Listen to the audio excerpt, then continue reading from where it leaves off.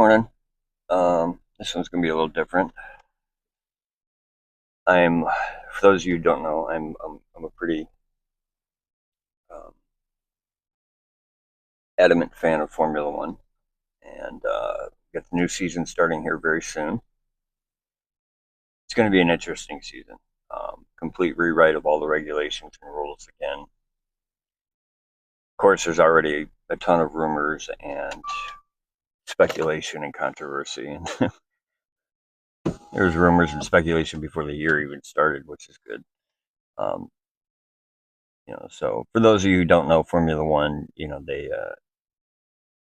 there's a governing body, the FIA, blah, blah, blah. Basically, they set out a series of rules, regulations, technical specs, and everything, kind of like guidelines as to what the manufacturers can do with their vehicles, size, weight, everything.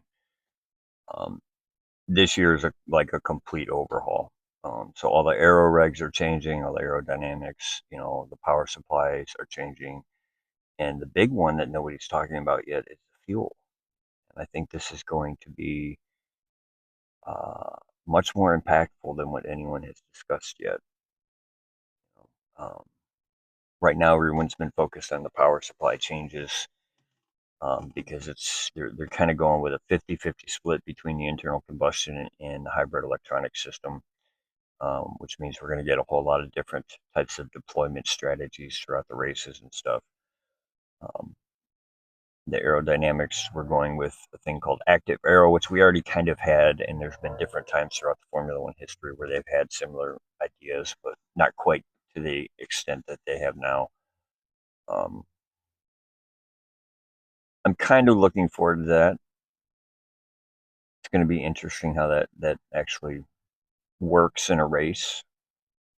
I do like the idea of instead of there's a thing called DRS, which drag reduction system. It allows you to open the rear wing and reduce your drag on straights. And it was always, one or two detection points around the track, and it was pretty much only on straights. And nowadays, and now with the new active aero, it's going to be similar, except there's only going to be a single detection point, and then basically any straight on the track, you can utilize certain energy deployment strategies as well as in combination with the active aero to try and do an overtake. I'm hoping that translates well to actual race mechanics. But yeah, the fuel, I don't think that's one that anyone has really talked about or has considered about how much of a performance impact it can make. And granted, all the fuel sponsors have had years to work on their formulas, but they're going to basically 100% uh, synthetic fuels from essentially biomaterials and things like this. I think the specification is it has to be 99% renewable resources of some type. So it's actually no longer petroleum based, um, and it's the one area that at least I have. Granted, I might be wrong in this that I haven't actually done a lot of research into yet, but it's the one area I have not heard a lot of specifications on, and it seems pretty open ended. So in my mind, it's the largest variable, and therefore will probably have the largest impact between teams. Everyone's hung up on the whole power unit controversy, and there was a compression ratio change, and some of the teams supposedly found a loophole and all this other stuff, and are doing some alchemical magic with the metallurgy while the engine is under load, and therefore increasing the compression ratio and therefore increasing the horsepower, and not by much, but enough that it could make a difference. Um,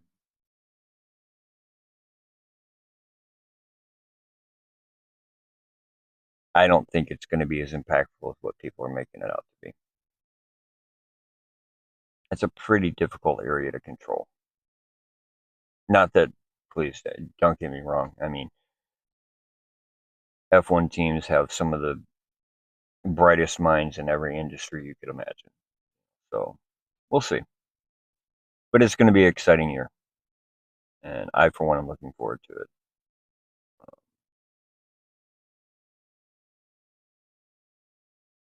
So I will probably definitely do more F1 stuff. I actually had a sub channel called Couch Pundits, which I never did anything with, and maybe I'll do something with it this year. So we'll see.